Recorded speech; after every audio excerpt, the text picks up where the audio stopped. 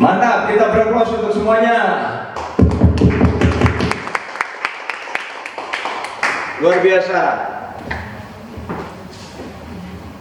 Mohon izin bagi Bapak Ibu yang tetap, maksud saya yang duduknya di tempat yang sama, mohon berpindah tempat dulu kemanapun Anda berpindah. Ya, silakan. Silakan berpindah tempat duduknya. Ayo cepat. Ya, pindah aja kemanapun. Ya. Iya, luar biasa. Siap. Masih ada. Ayo cepat, cepat, cepat, cepat, cepat, cepat. Ya, berpindah ya, cepat, berpindah ya, cepat. Papua, mantap. Papua Barat, mantap. Oke, kita beri aplaus untuk Anda semua. Intinya mengapa Anda harus berpindah tempat? Karena seperti yang kita sepakati di materi kemarin, kita akan keluar dari zona nyaman kita. Kemana?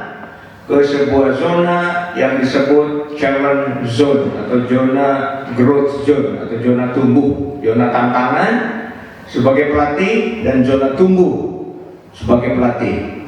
Baik, sebelum narasumber yang kedua pada hari ini tampil, saya akan membawakan dulu ice breaking, ya. Mengapa ice breaking harus dibawakan? Anda sudah paham, ya. Nah, kali ini kita akan membawakan Boogaloo. Nama saja itu ya,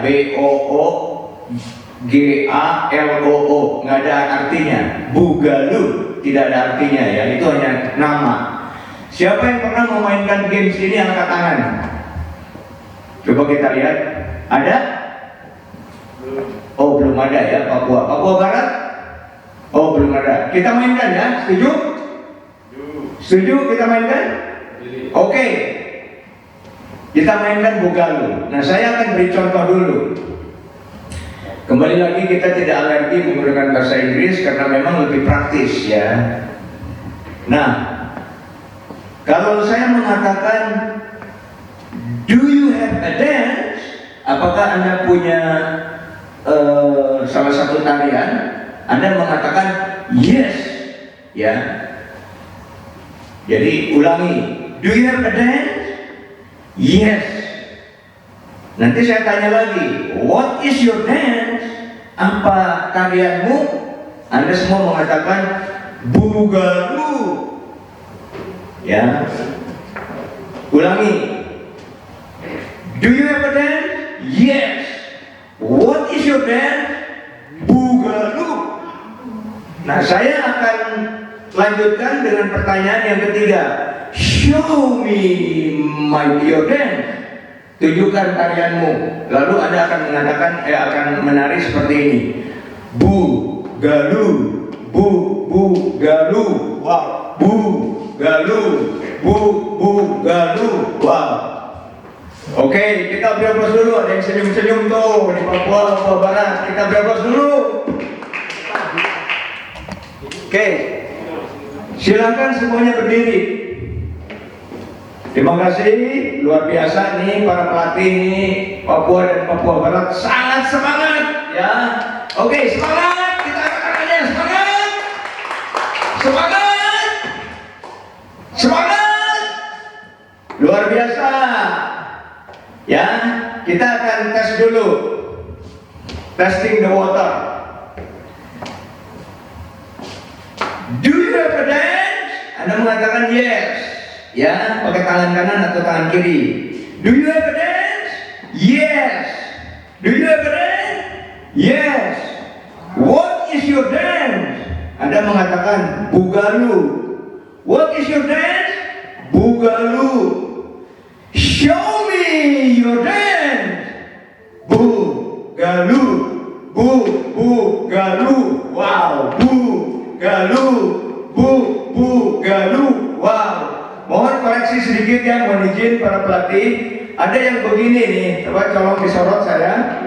Ya, ada yang begini. Bu, galu, bu, galu, bu, galu, bu, galu. Tolong dalam hal ini Anda dance. Ya, ini tarian, dance. Ini tarian, bukan hanya berdiri di tempat ya. Bu, galu, bu, tidak seperti itu. Oke, kita beri aplaus dulu untuk Anda semua. Nah, Bapak Ibu sekalian, ya kita akan ulangi. Do you have a dance? Yes. Do you have a dance? Yes. What is your dance? Bugalu. What is your dance? Bugalu. Teriak ya. What is your dance? Bugalu. What is your dance? Bugalu. Show me your dance. Bugalu. Bugalu. Wow. Bugalu. Bugalu. Wow. Bugalu. Bugalu. Wow. Oke, kita beraplos untuk Anda semua. Satu lagi, jangan duduk dulu, jangan duduk dulu. Oke, terima kasih, mohon izin. Yang kedua, saya akan tanya, do you have a second dance atau do you have your second dance? Tarian kedua, Anda mengatakan yes, ya. Anda mengatakan yes, I have a second dance, ya. Lalu saya katakan, what is your second dance? Anda mengatakan funky chicken, funky chicken, ya. Kita tahu funky chicken ya, sayap ayam. Baik, saya ulangi. Do you have a second dance? Yes. Do you have a second dance? Yes. What is your second dance? Funky chicken. What is your second dance? Funky chicken. Nah, lalu saya akan tanya yang ketiga. Show me your funky chicken. Lalu Anda akan menari seperti ini. Funky chicken, funky chicken, funky chicken, funky chicken. Seperti itu ya. Bisa dipahami? Angkat tangan yang bisa memahaminya. Mantap. Kita beri aplaus sekali lagi untuk Papua dan Papua Barat. Wah, tantangan buat pelatih ini ya. Energi Anda luar biasa sekali di siang hari ini ya. Di bulan puasa luar biasa. Baik, kita akan mulai. Do you have your second dance? Yes. Do you have your second dance? Yes. Mana suaramu? Do you have a second dance? Yes. What is your second dance? Funky chicken. What is your second dance? Funky chicken. Show me your funky chicken. Funky chicken. Funky chicken. Funky chicken. Funky chicken. Funky chicken. Funky chicken. Oke, kita beri aplaus untuk Anda semua. Luar biasa, silakan duduk kembali. Bapak Ibu sekalian, sebelum kita masuk ke narasumber, sedikit saja, what is the lesson learned? Apa nilai-nilai pembelajarannya?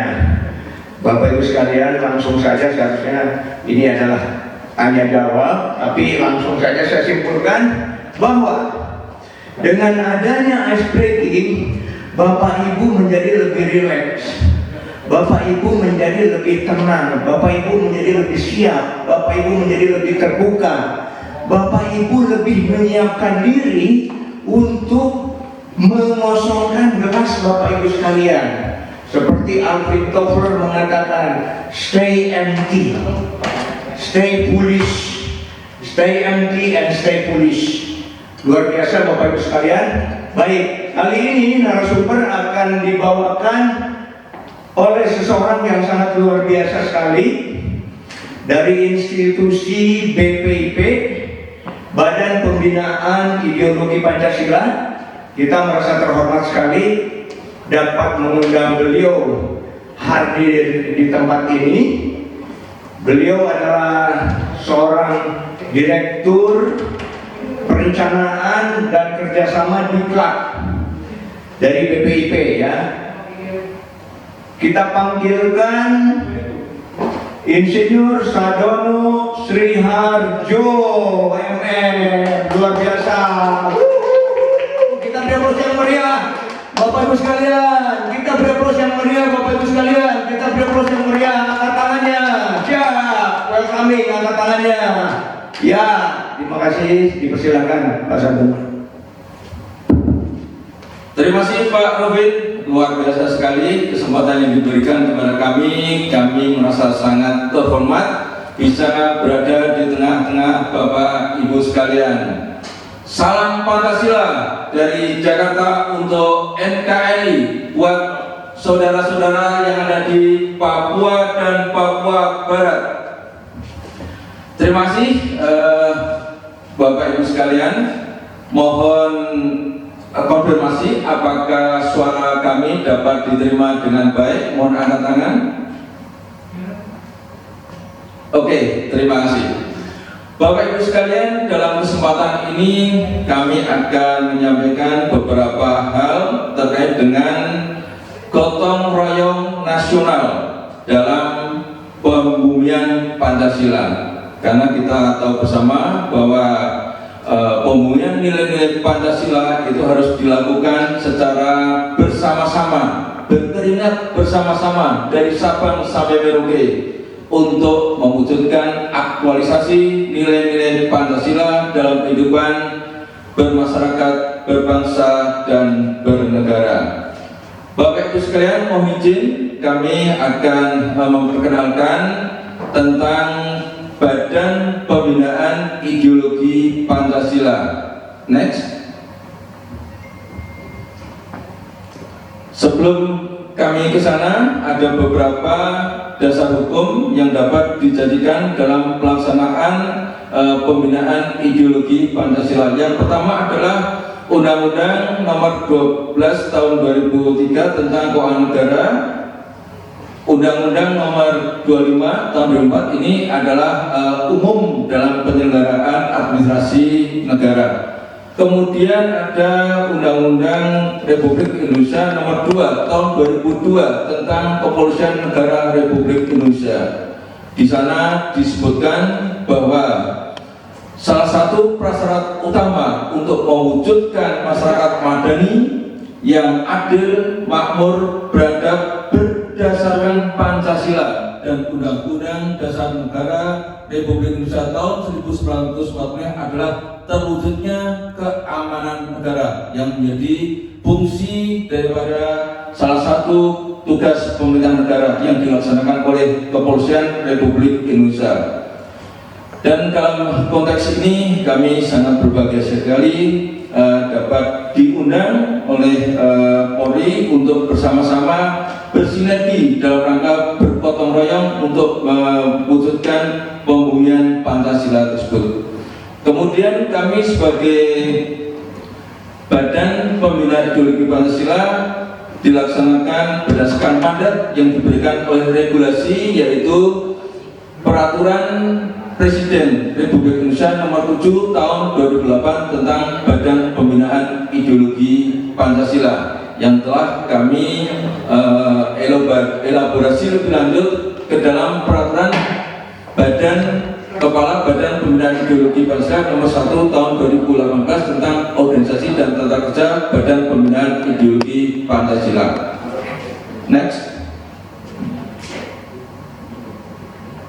Bapak Ibu sekalian, sebelum kita masuk ke dalam materi lebih lanjut, ini ada beberapa isu kekinian yang patut kita pertimbangkan bersama-sama, yang patut kita pertimbangkan sebagai sesuatu tantangan yang harus diatasi oleh semua bangsa Indonesia. Yang pertama adalah kondisi geopolitik global. Nah, ini nanti ada narasumber dari Lemhanas yang pakar di dalam bidang geopolitik, dan ini saja Bapak Ibu sekalian bisa lebih mendalami bagaimana kondisi geopolitik global tersebut.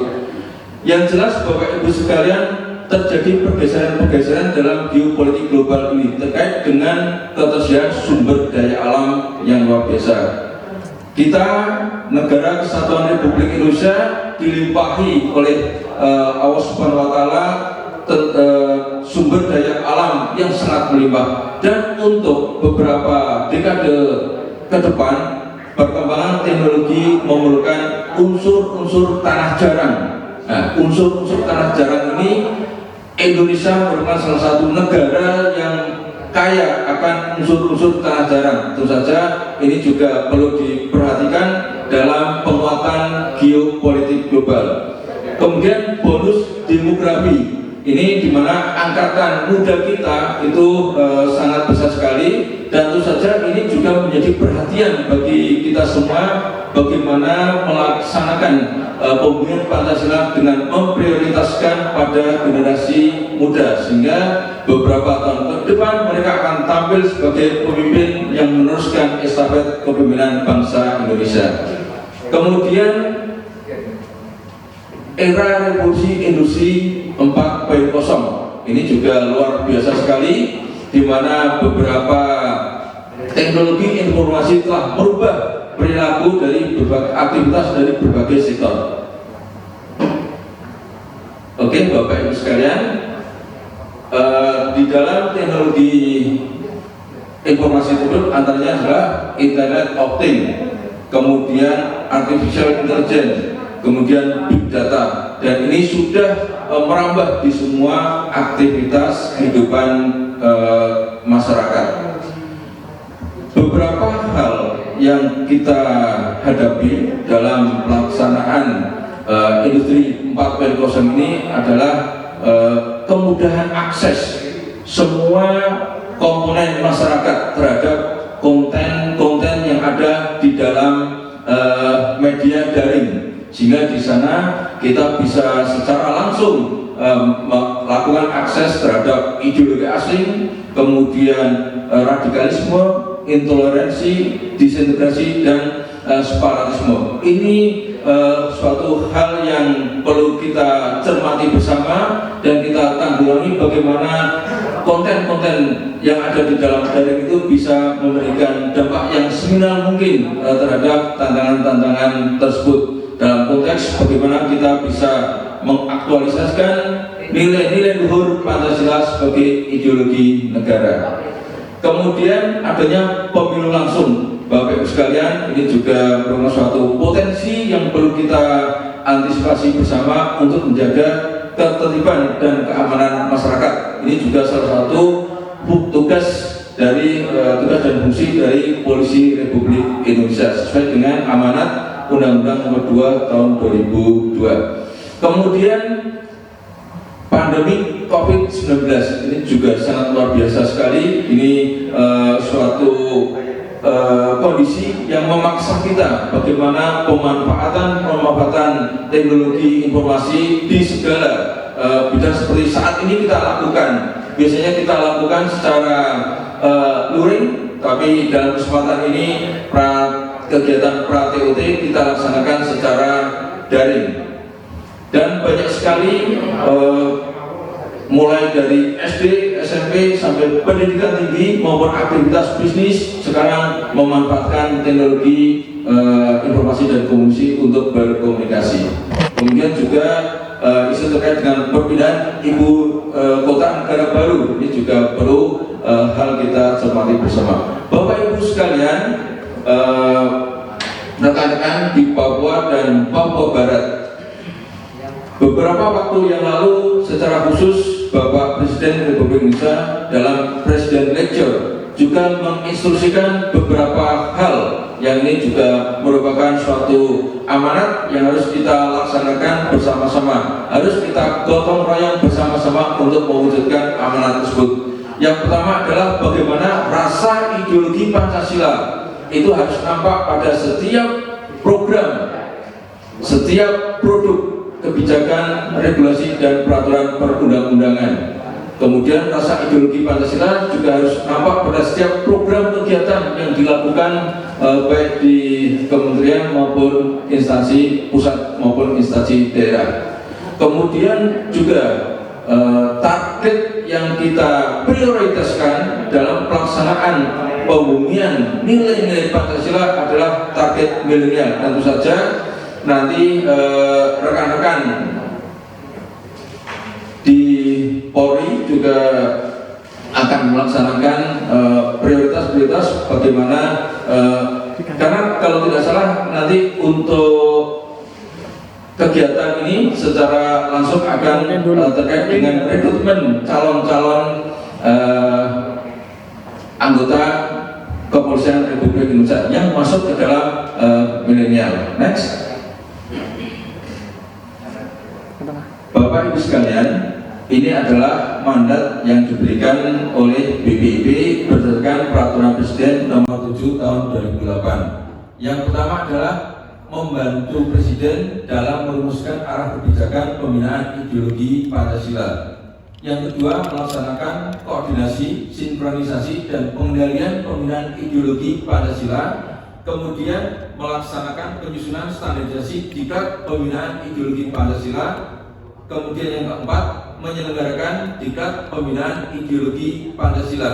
Kemudian yang kelima, menyampaikan rekomendasi berdasarkan hasil kajian terhadap kebijakan atau regulasi yang bertentangan dengan Pancasila kepada lembaga tinggi negara, kementerian atau lembaga, pemerintah daerah, organisasi sosial politik, dan komponen masyarakat lainnya. Ini adalah 5 mandat yang harus kami laksanakan sesuai dengan Perpres 7 tahun 2008. Next. Berdasarkan mandat tersebut ada beberapa fungsi, ada 11 fungsi yang harus kita laksanakan untuk melaksanakan mandat tersebut sehingga pembumian nilai-nilai Pancasila dalam kehidupan bermasyarakat, berbangsa dan bernegara dapat dilaksanakan secara optimal. Tentu saja bersinergi dan bergotong royong dengan segenap komponen bangsa lainnya. Next. Bapak Ibu sekalian, ini adalah tugas fungsi daripada organisasi yang ada di Badan Pembinaan Ideologi Pancasila. Kami mempunyai 5 kedeputian. Yang pertama adalah Deputi Bidang Hubungan Antar Lembaga, Sosialisasi, Komunikasi, dan Jaringan. Next. Yang kedua adalah Deputi Bidang Hukum, Advokasi, dan Pengawasan Regulasi. Next. Yang ketiga adalah Deputi Bidang Pengkajian dan Materi. Dari kedeputian ini dihasilkan standar-standar materi yang nanti dapat dijadikan acuan dalam kegiatan-kegiatan yang terkait dengan pembinaan ideologi Pancasila. Next. Kemudian Deputi Bidang Pendidikan dan Pelatihan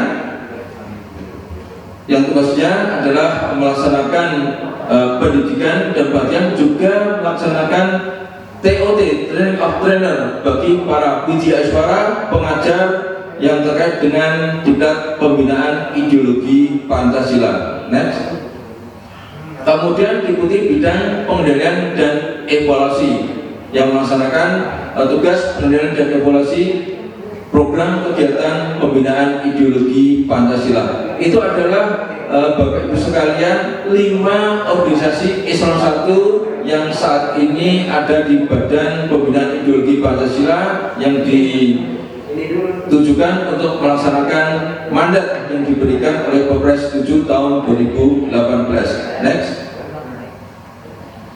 Bapak Ibu sekalian, ini adalah produk pelaksanaan tugas dan fungsi daripada Badan Pembinaan Ideologi Pancasila. Yang pertama, perumusan arah kebijakan pembinaan ideologi Pancasila. Dengan produknya adalah rekomendasi arah kebijakan pembinaan ideologi Pancasila. Kemudian fungsi penyusunan garis-garis besar haluan ideologi Pancasila dan peta jalan pembinaan ideologi Pancasila. Bapak Ibu sekalian, untuk garis-garis besar haluan ideologi Pancasila nanti secara ringkas akan kami sampaikan dalam materi berikutnya. Produknya adalah GPHIP, peta jalan PIP dan peta jalan BPIP. Dan perlu kami sampaikan Bapak Ibu sekalian, sekarang sedang dalam proses legislasi di DPR terkait dengan pengesahan undang-undang yang terkait dengan garis besar haluan ideologi Pancasila. Kemudian selanjutnya adalah penyusunan dan pelaksanaan rencana kerja dan program pembinaan ideologi Pancasila. Produknya adalah laporan pelaksanaan program kegiatan pembinaan ideologi Pancasila. Kemudian fungsi pelaksanaan koordinasi, sinkronisasi dan pengendalian pelaksanaan daripada pembinaan ideologi Pancasila. Produknya adalah laporan koordinasi PIP, laporan sinkronisasi pembinaan ideologi Pancasila, laporan pengendalian pembinaan ideologi Pancasila. Kemudian pengaturan pembinaan ideologi Pancasila. Produknya adalah peraturan pembinaan ideologi Pancasila. Kemudian pelaksanaan pemantauan, evaluasi dan pengusulan langkah dan strategi untuk memperlancar pelaksanaan pembinaan ideologi Pancasila, laporan pemantauan pembinaan ideologi Pancasila, kemudian laporan evaluasi pembinaan ideologi Pancasila dan rekomendasi langkah dan strategi pembinaan ideologi Pancasila sebagai produk yang dihasilkan dalam pelaksanaan fungsi ini. Next. Kemudian fungsi yang ketujuh adalah pelaksanaan sosialisasi dan kerjasama serta hubungan dengan lembaga tinggi negara, kementerian atau lembaga, pemerintah daerah, organisasi sosial politik dan komponen masyarakat lainnya dalam pelaksanaan pembinaan ideologi Pancasila. Dalam konteks ini kami bersinergi dengan dengan semua komponen bangsa termasuk Polri di dalamnya dalam rangka pelaksanaan pembinaan ideologi Pancasila. Dan kami sudah ada MOU dan nanti mungkin segera ditindaklanjuti dengan PKS dengan Kepolisian Republik Indonesia. Kemudian pengkajian materi dan metodologi pembelajaran Pancasila.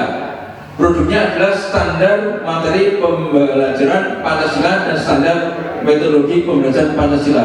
Yang diharapkan ini akan menjadi acuan bagi para pemangku kepentingan terhadap pembinaan ideologi Pancasila yang ada di kementerian instansi baik di pusat maupun di daerah dalam melaksanakan atau melakukan gotong royong pembumian nilai-nilai Pancasila melalui kegiatan pembinaan ideologi Pancasila.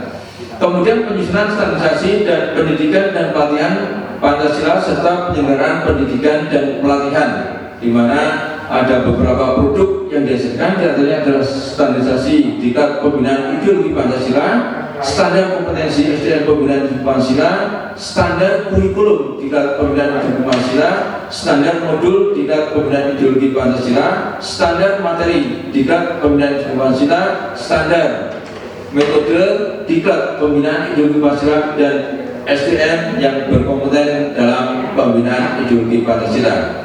Kemudian fungsi yang terakhir adalah perumusan dan penyampaian rekomendasi kebijakan atau regulasi yang bertentangan dengan Pancasila yang dilakukan dengan pelaksanaan pengkajian dan dihasilkan rekomendasi hasil kajian. Next. Bapak Ibu sekalian, rekan-rekan pelatih yang ada di Papua dan Papua Barat, ini adalah struktur organisasi Badan Pembinaan Ideologi Pancasila. Sebagaimana Kepolisian Republik Indonesia, Badan Pembinaan Ideologi Pancasila adalah berada di bawah dan bertanggung jawab secara langsung kepada Presiden Republik Indonesia. Kami tadi sudah sampaikan ada 5 kedeputian, ada yang didukung oleh 1 sekretaris utama, kemudian di dalam Badan Pembinaan Ideologi Pancasila juga ada Dewan Pengarah. Next. Ini adalah struktur organisasi Badan Pembinaan Ideologi Pancasila untuk Dewan Pengarah, di mana Ketua Dewan Pengarah adalah Ibu Megawati.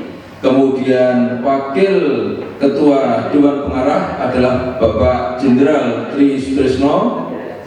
Kemudian anggotanya ada beberapa yang terdiri dari tokoh-tokoh bangsa saat ini. Next. Kemudian untuk struktur organisasi yang terkait dengan staf khusus, ada 3 staf khusus yang secara langsung bertanggung jawab kepada Ketua Dewan Pengarah. Ada Romo Beni, kemudian ada Pak Liapian, itu dari unsur tokoh agama. Kemudian ada Pak, kurang jelas Pak,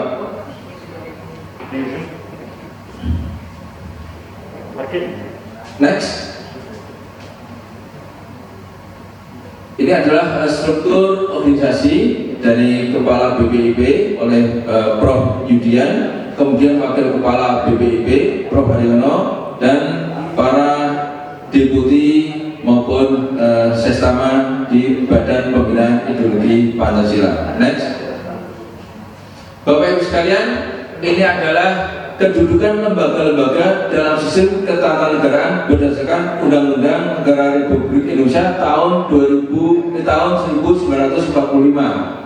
Seperti yang kami sampaikan sebelumnya bahwa BPIP merupakan salah satu lembaga yang berada di bawah dan bertanggung jawab kepada Presiden. Ada Kementerian Negara, ada Dewan Pertimbangan, ada TNI dan Polri.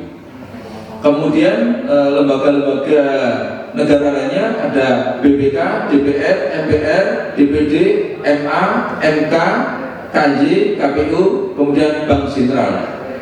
Tentu saja Bapak Ibu sekalian, ada juga instansi-instansi pemerintah daerah provinsi yang terdiri dari gubernur dan DPRD, kemudian pemerintah daerah kabupaten kota, bupati, wali kota, dan DPRD tingkat kabupaten kota. Tentu saja Bapak Ibu sekalian, bagaimana semua lembaga-lembaga ini bisa bersinergi, bisa bergotong royong bersama-sama untuk melakukan pembinaan ideologi Pancasila. Next.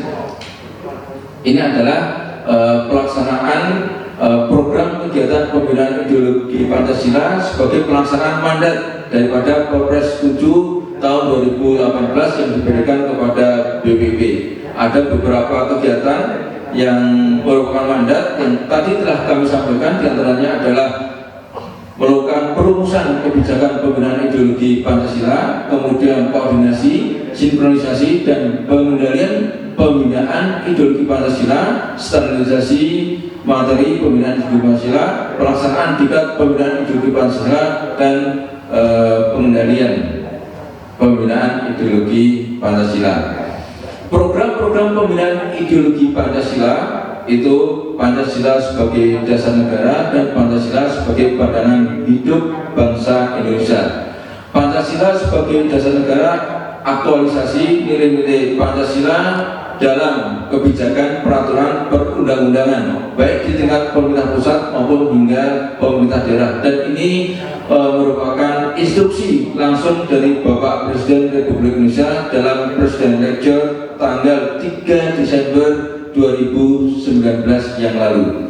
Kemudian aktualisasi nilai-nilai Pancasila dalam kehidupan bermasyarakat, berbangsa, dan bernegara. Jadi ada 2 pendekatan Bapak Ibu sekalian dalam pembinaan ideologi Pancasila. Yang pertama adalah pendekatan struktural melalui peraturan perundang-undangan, dan pendekatan yang sifatnya kultural melalui aktualisasi nilai-nilai Pancasila dalam kehidupan bermasyarakat, berbangsa, dan bernegara. Next. Bapak Ibu sekalian, ini adalah konsepsi bagaimana gotong royong nasional tadi dilaksanakan melalui suatu sistem sehingga dapat dilaksanakan secara terstruktur, sistemik, dan masif secara nasional dengan pelibatan semua komponen bangsa. Beberapa instrumen yang dapat digunakan dalam pengembangan sistem nasional pembinaan ideologi Pancasila diantaranya adalah Undang-Undang 11 tahun 2019 ini tentang Sisnas Iptek. Di sana diamanatkan atau diamanatkan bahwa setiap perumusan kebijakan dalam pembangunan sektoral itu harus mengacu kepada hasil-hasil pelaksanaan kegiatan IPTEK nasional dan kegiatan yang dilaksanakan dalam pelaksanaan IPTEK nasional tersebut harus berlandaskan pada ideologi Pancasila. Jadi ini sangat penting sekali kita pahami bersama bagaimana posisi Pancasila sebagai sumber daripada sumber hukum yang berlaku di negara Kesatuan Republik Indonesia. Next, Bapak Ibu sekalian, ini adalah skema bagaimana kita bersama-sama mewujudkan gotong royong dalam sistem nasional tingkat pembinaan ideologi Pancasila. Sebagaimana diamanatkan oleh Bapak Presiden dalam Presiden bahwa targetnya adalah sekitar 129 juta milenial atau ini sekitar 46 sekian persen dari total penduduk Indonesia saat ini. Sehingga setiap kementerian, lembaga, instansi masyarakat baik di pusat di daerah termasuk Kepolisian Republik Indonesia perlu melaksanakan instruksi daripada Bapak Presiden tersebut untuk melaksanakan pembumian nilai-nilai luhur Pancasila di kalangan milenial.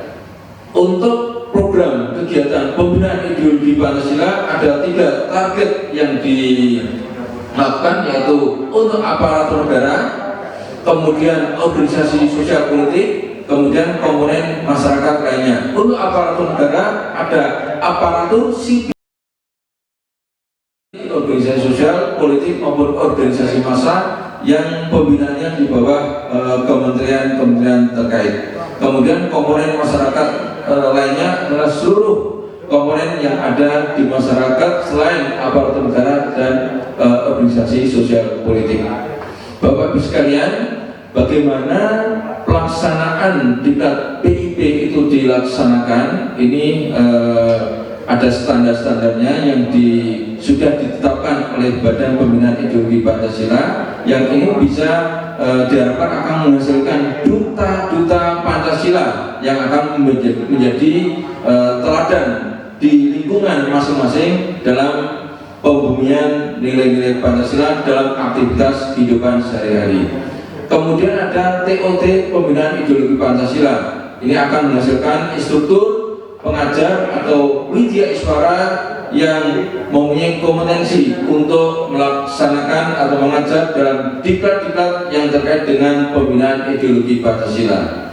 Bapak Ibu sekalian, standarisasi yang terkait dengan materi pembinaan ideologi Pancasila itu nantinya dapat dijadikan acuan dalam pengembangan kurikulum yang dilakukan di tingkat baik kementerian maupun instansi, baik di pusat maupun di daerah yang terkait dengan nilai-nilai Pancasila. Next, Bapak Ibu sekalian, itu adalah pengantar secara ringkas daripada Badan Pembinaan Ideologi Pancasila sebagai suatu lembaga di bawah Presiden yang diberikan mandat untuk melaksanakan pembinaan ideologi Pancasila. Bapak Ibu sekalian, kita masuk ke materi pengantar garis besar haluan ideologi Pancasila. Yang ini merupakan suatu garis besar. Next, ya. Ini ada beberapa yang ada di dalam garis besar haluan ideologi Pancasila tersebut. Di antaranya substansi yang terkait dengan pengertian, kemudian tujuan, urgensi, dan penjabaran lebih lanjut daripada garis besar haluan ideologi Pancasila. Next, Bapak Ibu sekalian, garis besar haluan ideologi Pancasila pengertiannya adalah suatu pedoman dalam garis besar untuk memahami, menjabarkan, dan melaksanakan Pancasila, baik sebagai pandangan hidup, dasar negara maupun ideologi bagi seluruh bangsa Indonesia dalam kehidupan berbangsa dan bernegara. Next, tujuan daripada garis besar haluan ideologi Pancasila adalah menjadi acuan dalam pembinaan ideologi Pancasila untuk seluruh elemen bangsa dalam rangka nation character building. Bapak Ibu sekalian, yang penting kita perhatikan di sini adalah bagaimana kita membangun suatu jati diri bangsa itu secara berkesinambungan dari generasi ke generasi, sehingga nilai-nilai Pancasila itu menjadi DNA dari bangsa ini yang akan diturunkan, akan diwariskan dari satu generasi ke generasi berikutnya, sehingga nilai-nilai Pancasila tetap nyata di dalam kehidupan bermasyarakat, berbangsa, dan bernegara selama negara kesatuan Republik Indonesia ini masih ada di atas muka bumi ini. Next.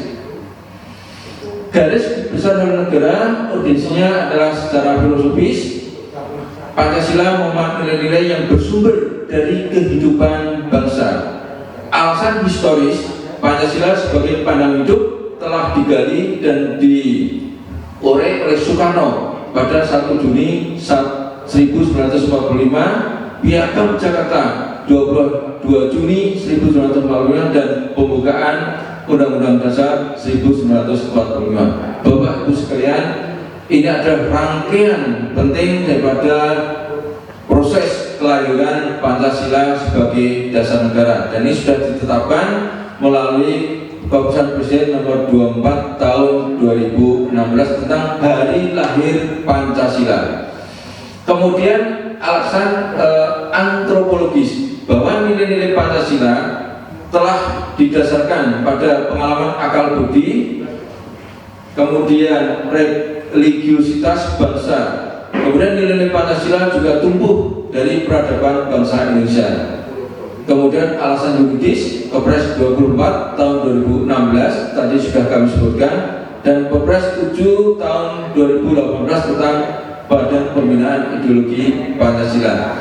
Kemudian alasan sosiologis adalah implikasi globalisasi, implikasi reformasi, dan the lack of ideology. Tadi sudah kami singgung di awal slide terkait dengan isu-isu kekinian yang menjadi tantangan bersama bangsa ini, bagaimana mengatasi tantangan-tantangan yang ada tersebut.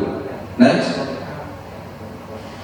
Bapak Ibu sekalian, ini adalah Pancasila sebagai pandangan hidup bangsa, sebagai dasar negara, dan sebagai ideologi negara adalah saling terkait satu dengan yang lainnya, sehingga dapat dikatakan saling berkaitan dalam satu nafas, baik sebagai pandangan hidup maupun sebagai ideologi negara. Next. Kemudian Pancasila sebagai pandangan hidup itu ada terkait dengan nilai-nilai ketuhanan yang mencakup hendaknya negara Indonesia ialah negara yang tiap-tiap orangnya dapat menyembah Tuhannya secara leluasa, segenap rakyatnya hendak bertuhan secara berkebudayaan. Kemudian nilai-nilai internasionalisme atau kemanusiaan. Tanah air kita hanya sebagian kecil saja dari dunia kebangsaan kita bukanlah kebangsaan yang menyendiri, kita menuju persatuan dunia. Artinya bahwa bangsa Indonesia merupakan bagian daripada komunitas bangsa-bangsa di dunia. Kemudian nilai-nilai kebangsaan, bahwa bangsa Indonesia bukan sekedar satu persatuan perangai yang timbul karena persatuan nasib, tetapi juga persatuan antara orang dan tempat, persatuan antara manusia dan tempat. Kemudian nilai-nilai permusyawaratan atau perwakilan. Negara Indonesia didirikan bukan untuk satu golongan, tetapi untuk semua yang bertanah air Indonesia. Penyelenggaraan negara didasarkan pada hikmat kebijakan dalam permusyawaratan atau perwakilan. Kemudian nilai-nilai kesejahteraan, bagaimana dilaksanakan di Indonesia, bahwa negara Indonesia didirikan untuk bersungguh-sungguh memajukan kesejahteraan bagi seluruh rakyat. Next. Ini adalah pokok-pokok pikiran dalam garis besar haluan ideologi Pancasila, yaitu yang pertama Pancasila sebagai ideologi, yaitu paham dan gerakan tentang tata masyarakat adil makmur berdasarkan Pancasila, kemudian tata masyarakat diolah berdasarkan kepribadian bangsa. Tujuan Pancasila adalah mengakhiri, melenyapkan penderitaan seluruh rakyat dalam wadah negara Republik Indonesia. Kemudian unsur-unsur di dalam Pancasila adalah ketuhanan, kemanusiaan, kebangsaan, kerakyatan, kesejahteraan, kemudian sendi-sendi pokok Pancasila, keadilan, kemudian kerakyatan, kesejahteraan yang di dalamnya dimuat asas gotong royong kekeluargaan. Kemudian terkait dengan catur upaya Pancasila, 4 sikap perilaku yang harus diupayakan perwujudannya, yakni keadilan, cinta kasih, kemudian kepedulian, kemudian berani berkorban. Kemudian untuk demokrasi Pancasila untuk mengatur hubungan masyarakat dan negara yang didasari pada semangat kekeluargaan atau permusyawaratan untuk menciptakan keadilan sosial. Bapak Ibu sekalian, para pelatih di Papua dan Papua Barat ini nanti akan dielaborasi lebih lanjut dalam standar materi pembinaan ideologi Pancasila untuk TNI dan Polri. Next. Kemudian pokok-pokok pikiran Pancasila itu mengandung peran swasta yang terkait dengan ekonomi, kemudian masyarakat Pancasila dan manusia Pancasila. Next. Kemudian konteks pembangunan nasional sebagai perwujudan nilai-nilai Pancasila. Yang pertama adalah tujuan membangun masyarakat adil dan makmur menurut Pancasila. Ini adalah cita-cita bersama bangsa ini dalam mendirikan negara, yaitu untuk mewujudkan suatu masyarakat adil dan makmur, baik material, spiritual, berlandaskan Pancasila. Kemudian syarat mutlak pembangunan nasional, di sana juga disampaikan bagaimana memperluas pasar dalam negeri dengan menaikkan daya beli rakyat. Kemudian tercukupnya bahan baku industri nasional yang digali dari bumi Republik Indonesia. Kemudian modal utama pembangunan nasional adalah Undang-Undang Dasar Negara Republik Indonesia tahun 1945, kepercayaan, kemampuan dan keuletan bangsa, TNI Polri, kemudian perusahaan nasional, perusahaan daerah, keunggulan SDM, penguasaan teknologi dan kekayaan alam sebagai rahmat daripada Allah Subhanahu wa taala. Kemudian sasaran pembangunan nasional ada 8 bidang pembangunan nasional, yaitu di bidang mental, agama, rohani, kebudayaan, penelitian dan pendidikan, bidang ekonomi, kesejahteraan, kesehatan, bidang pemerintahan, pertahanan dan keamanan, kemudian bidang pengelolaan sumber daya alam dan lingkungan hidup, 5 bidang hukum dan HAM, 6 bidang produksi dan pertanahan, kemudian bidang distribusi dan perhubungan, 8 bidang keuangan dan penganggaran. Next. Bapak Ibu sekalian, garis besar haluan ideologi Pancasila tadi menjadi suatu pedoman, acuan untuk mengembangkan standar-standar materi pembinaan ideologi Pancasila, baik untuk aparatur negara, untuk organisasi sosial politik maupun untuk komponen masyarakat lainnya yang menjadi target dalam proses pembinaan ideologi Pancasila. Dalam kesempatan ini kami akan mensosialisasikan draft buku standar materi pembinaan ideologi Pancasila bagi TNI dan Polri. Ini sifatnya masih draft dan kami juga mengucapkan terima kasih dalam hal ini karena diberi kesempatan untuk mensosialisasikan buku standar materi pembinaan ideologi TNI dan Polri. Sebenarnya pembahasan daripada buku ini akan kami lakukan bersama-sama dengan Polri nanti pada bulan Juli, sehingga buku tersebut bisa lengkap dan dapat dijadikan acuan dalam pengembangan kurikulum diklat yang dilaksanakan di lingkungan Kepolisian Republik Indonesia. Secara umum, tujuan penyusunan buku ini adalah untuk menyediakan bahan ajar bagi aparatur negara, kemudian memudahkan para media suara, tenaga pengajar, dosen pendidik, dan pada perguruan tinggi kedinasan dalam memperoleh alternatif bahan ajar ideologi Pancasila, kemudian menjadi rujukan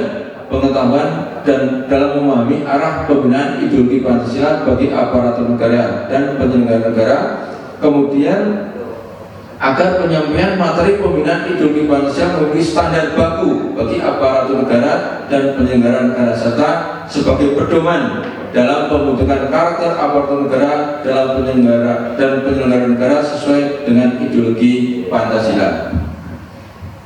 Mungkin mohon izin dibuka lainnya.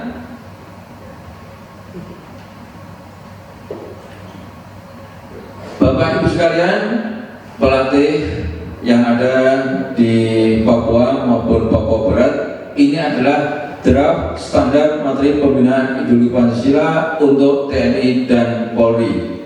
Kita scroll ke bawah.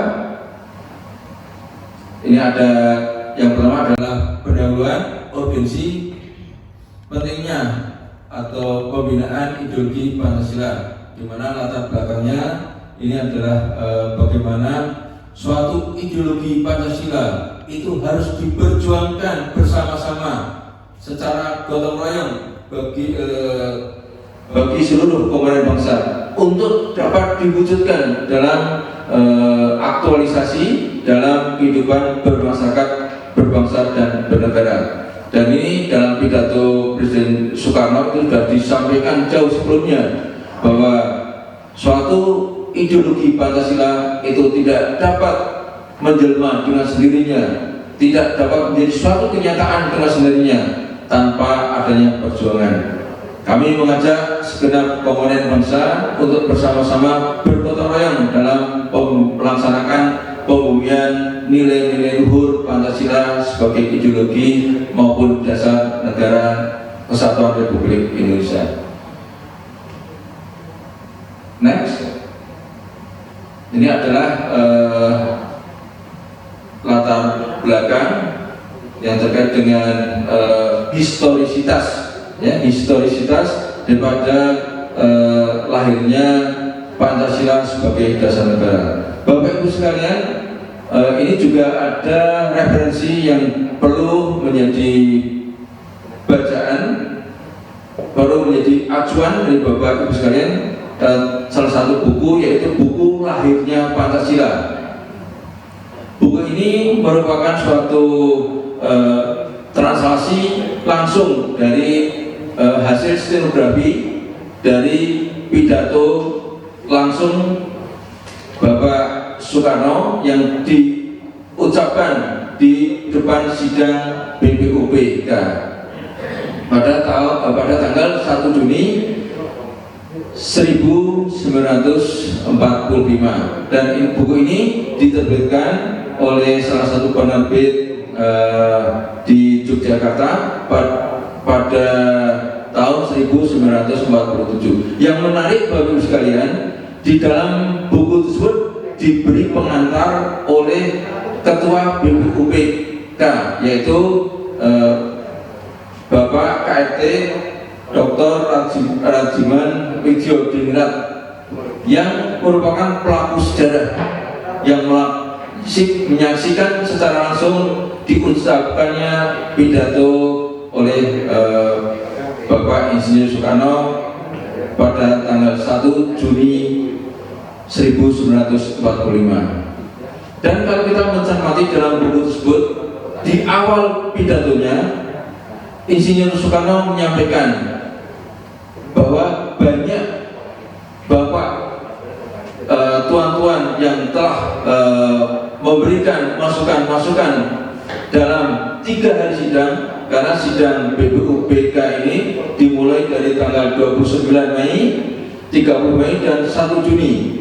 Selama 3 hari sudah banyak memberikan pandangan-pandangan, tapi belum menjawab permintaan daripada Yang Mulia Ketua BPUPK, yaitu Dr. Rajiman Widyadingrat, di mana yang diminta adalah dasar negara berdirinya Indonesia Merdeka. Bapak Ibu sekalian, bisa dilihat di dalam buku Lahirnya Pancasila. Next, di scroll ke bawah. Nah, oke, Bapak Ibu sekalian, seperti tadi sudah sampaikan bahwa TNI dan Polri ini menjadi salah satu modal utama pembangunan nasional yang dirumuskan dalam BPHIB bersama-sama dengan modal utama pembangunan nasional lainnya, yaitu Undang-Undang Dasar 45 yang tadi sudah kami sampaikan di depan. Next, kita scroll ke bawah. Secara umum, tujuan daripada disusunnya buku ini adalah menyediakan bahan ajar bagi aparatur negara, kemudian memudahkan para widyaswara, tenaga pengajar dan dosen pendidik untuk memperoleh alternatif bahan ajar ideologi Pancasila, menjadi rujukan pengetahuan dalam memahami. Tadi kami sudah sampaikan dalam slide sebelumnya. Kita scroll ke bawah. Terus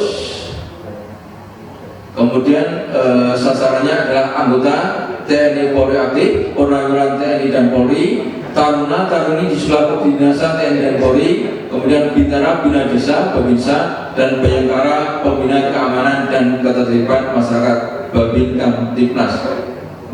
Lanjut, Bapak Ibu sekalian, sistematika buku ini adalah yang pertama adalah bab 1, tadi sudah sampaikan, membahas latar belakang penyusunan bahan ajar materi pembinaan ideologi Pancasila, maksud dan tujuan, sasaran dan target, serta sistematika penyusunan buku. Kemudian bab 2 membahas historisitas dan nilai-nilai dalam Pancasila dengan sebab berjudul Lahirnya Dasar Negara Pancasila dan nilai-nilai yang terkandung dalam Pancasila. Bab 2 ini sangat penting sekali, Bapak Ibu sekalian, sebagaimana disampaikan oleh Bung Karno dalam suatu kesempatan, yaitu kata-kata jas merah. Jangan sekali-sekali melupakan sejarah, karena kita bisa belajar dari sejarah masa lalu untuk membangun masa depan yang lebih baik. Kemudian bab 3 membahas pokok-pokok pikiran Pancasila secara detail, sebenarnya tadi telah kami sampaikan. Kemudian bab 4 mengulas pokok-pokok pikiran tentang demokrasi Pancasila.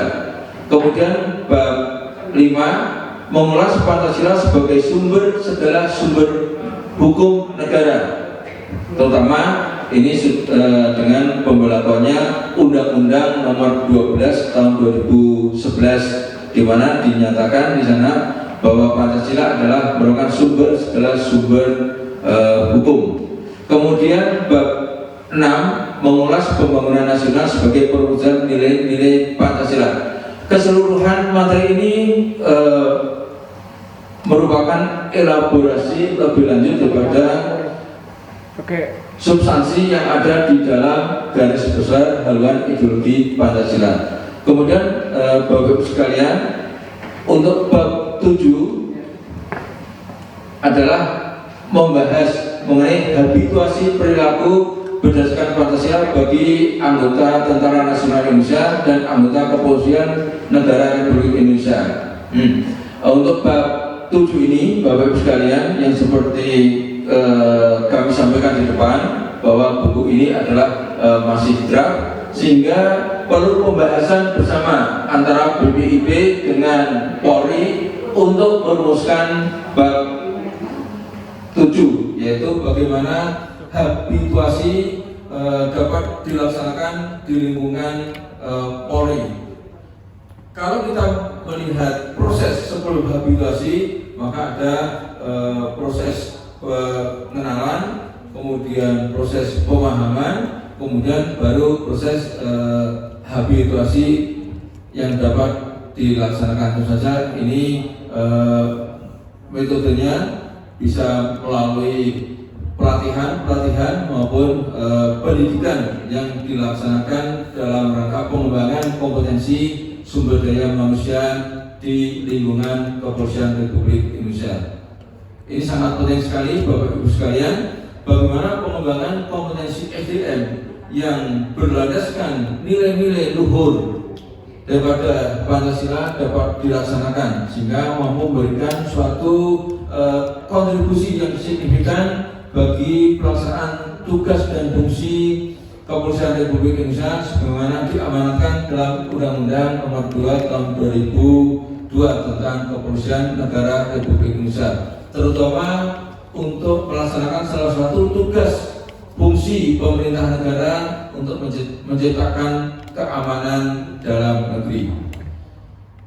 Next, Bapak Ibu, ini adalah uraian lebih lanjut daripada bab-bab yang termuat dalam buku standar pembinaan ideologi Pancasila bagi TNI dan Polri, bab 2 tentang historisitas dan nilai-nilai di dalam Pancasila. Next, ini diharapkan ada persamaan pemahaman terhadap historisitas atau sejarah lahirnya dasar negara Pancasila. Dan tadi saya sudah sempat menyinggung ada salah satu buku yang menarik untuk kita cermati bersama sebagai acuan dalam memahami historisitas lahirnya dasar negara Pancasila, di mana secara regulasi itu sudah ditetapkan melalui, terus di scroll ke bawah, melalui Kepres nomor 24 tahun 2016 tentang Hari Lahir Pancasila. Kemudian yang B adalah nilai-nilai yang terkandung di dalam Pancasila. Ini adalah elaborasinya. Terus next, scroll ke bawah, di mana nilai yang terkandung di dalam Pancasila disarikan sebagai berikut. Yang pertama, sila pertama, ketuhanan yang Maha Esa. Bangsa Indonesia adalah bangsa yang bertuhan dan menolak paham anti Tuhan atau ateisme. Yang kedua, bangsa Indonesia mengamalkan ajaran agamanya secara berkeadaban, saling menghormati satu sama lain. Tiga, bangsa Indonesia wajib untuk menyembah Tuhannya dan beribadah menurut agama dan kepercayaannya masing-masing secara leluasa, beradaban dan berkeadilan. Empat, bangsa Indonesia melaksanakan perintah agama dan kepercayaannya masing-masing dengan tetap mengedepankan harmoni dalam kehidupan bermasyarakat, berbangsa dan bernegara. Yang kelima, bangsa Indonesia tidak memaksakan suatu agama dan kepercayaan terhadap Tuhan yang Maha Esa kepada orang lain. Ini adalah nilai-nilai yang terkandung dalam sila pertama, ketuhanan yang Maha Esa. Next. Yang kedua adalah nilai-nilai dari sila kedua, kemanusiaan yang adil dan beradab. Yang pertama, Indonesia adalah negara bangsa, nation state yang merdeka, bersatu dan berdaulat, tetapi bukan chauvinistik. Indonesia tetap bagian dan bekerjasama dengan masyarakat bangsa-bangsa di dunia. Scroll next. Yang kedua, bangsa Indonesia adalah bangsa yang menghendaki pergaulan bangsa-bangsa di dunia dengan prinsip saling menghormati nilai-nilai nasionalisme, bahkan kearifan lokal setiap bangsa yang tumbuh subur dalam taman sarinya bangsa-bangsa di dunia.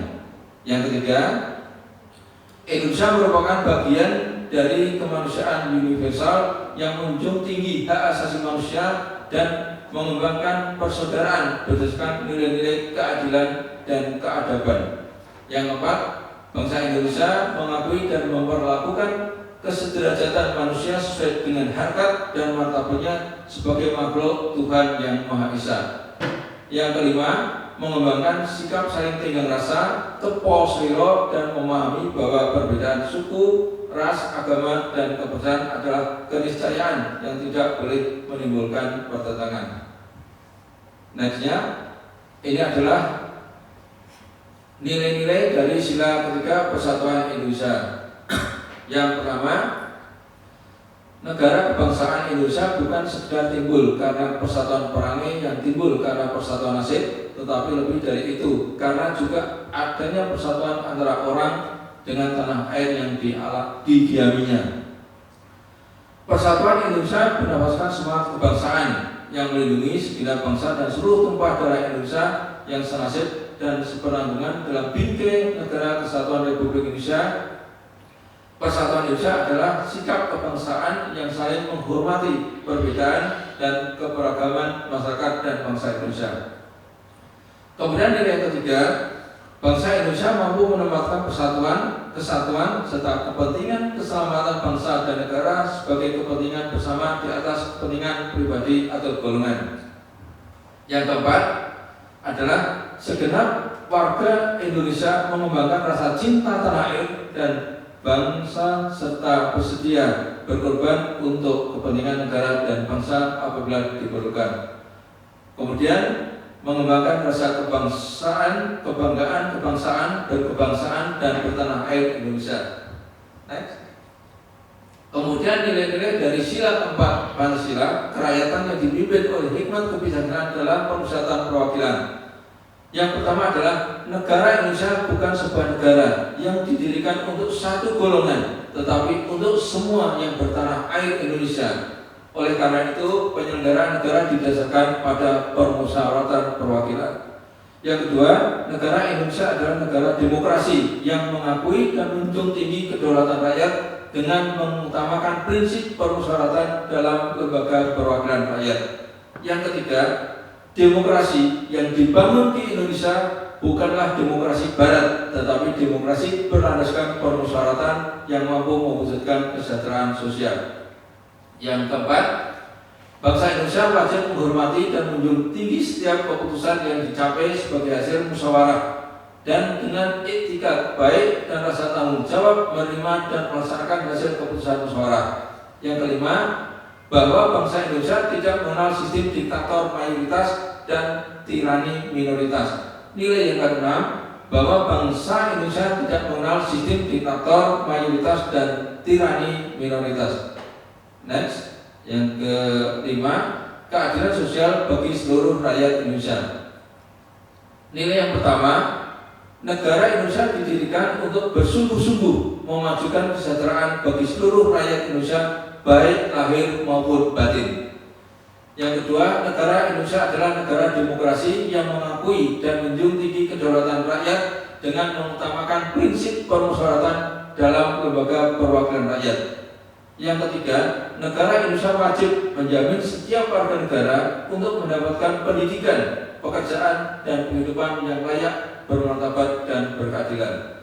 Nilai yang keempat, bangsa Indonesia dalam mengambil keputusan senantiasa dipimpin oleh nilai-nilai ketuhanan, kemanusiaan, persatuan dalam semangat hikmat kebijaksanaan dalam pemusatan untuk mewujudkan keadilan.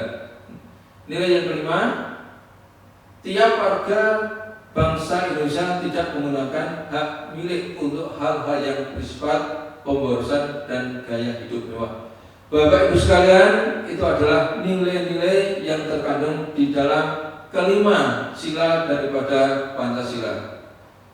Silahkan di scroll bawah, next, terus kemudian bab 2 adalah pokok-pokok pikiran Pancasila, next, di dalam sebelum. Nah, secara garis umum Bapak Ibu sekalian, bahwa bab ini akan mendeskripsikan variabel-variabel utama sebagai pokok-pokok pikiran Pancasila yang mencakup Pancasila sebagai ideologi, kemudian tujuan Pancasila, sendi-sendi pokok Pancasila, makna catur upaya Pancasila, 5 unsur dalam Pancasila, dan ciri pokok Pancasila yang tadi sudah kami sampaikan di dalam slide sebelumnya. Silahkan di scroll ke bawah. Ini adalah tujuan Pancasila. Terus kemudian sendi-sendi pokok Pancasila. Ada beberapa sendi pokok Pancasila yang pertama adalah keadilan untuk saling memberi dan saling menerima. Next. Kemudian keadilan sosial. Next. Kemudian catur upaya Pancasila. Ada beberapa ada 4 upaya agar Pancasila dapat aktualisasikan dalam kehidupan bermasyarakat, berbangsa, dan bernegara. Dalam perilaku yang harus dilaksanakan, next, yaitu keadilan, cinta kasih, kepantasan, dan sikap berani berkorban. Next.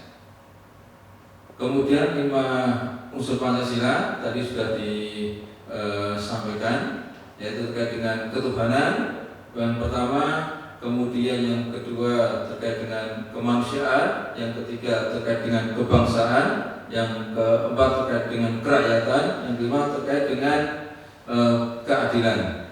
Next.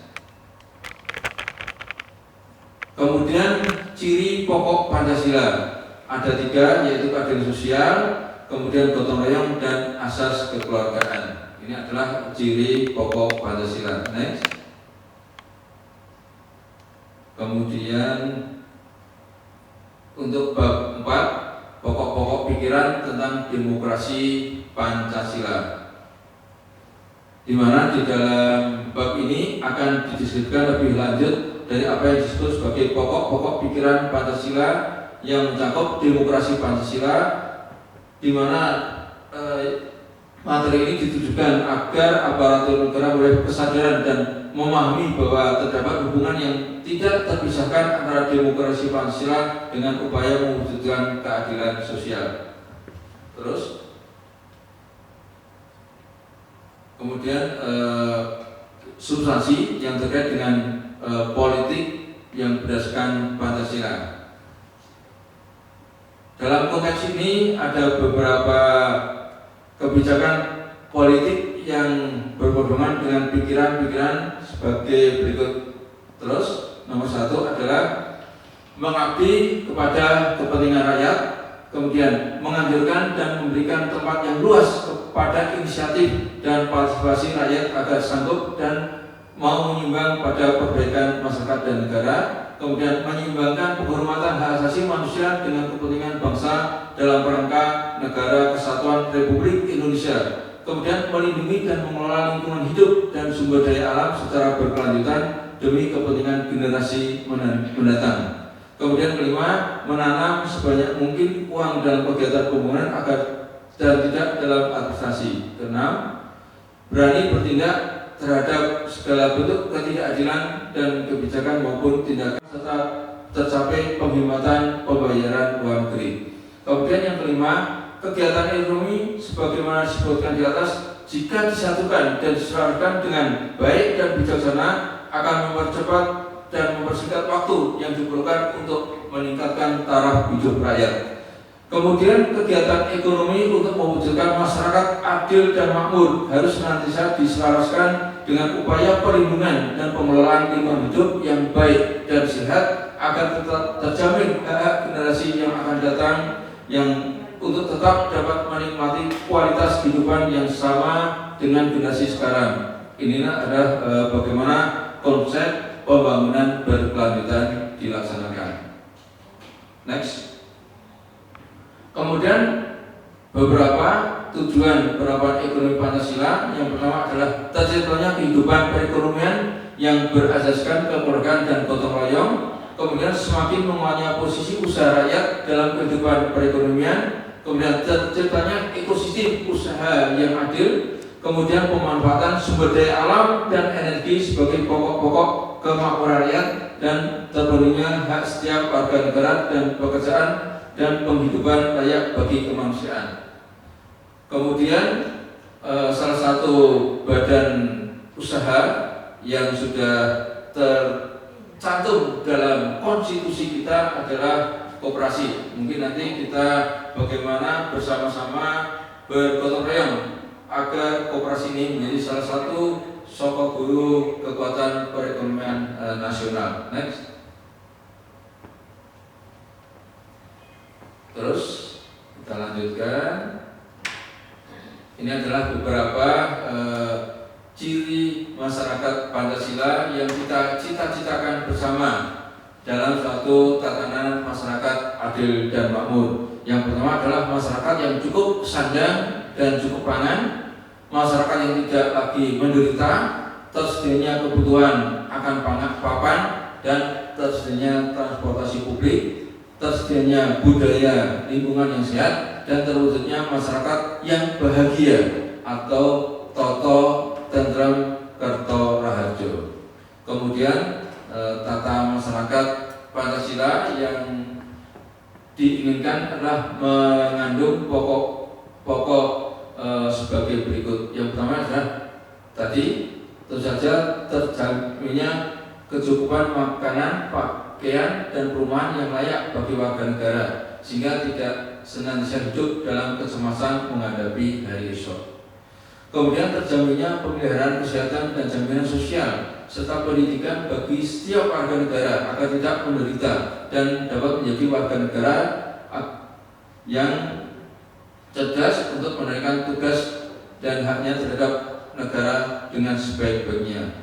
Kemudian terjaminnya hari tua setiap warga negara sehingga terhindar dan tidak hidup dalam ketakutan dan kemiskinan jika berada dalam kondisi yang tidak berdaya lagi untuk mencari nafkah. Itu beberapa pokok pikiran dalam masyarakat Pancasila. Kemudian juga terjaminnya setiap warga negara untuk mengembangkan dan menikmati kebudayaan serta menyempurnakan hidup kerohanian sehingga tidak saja kehidupan lahir yang terpelihara, tapi juga kehidupan spiritual dan batinnya. Jadi ada keseimbangan antara kehidupan material dan kehidupan spiritual.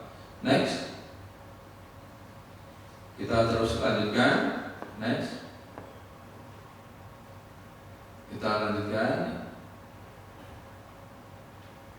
Oke, secara garis besar, Bapak Ibu sekalian, para pelatih di Papua dan Papua Barat, dari dokumen ini nanti bisa dipelajari secara bersama-sama.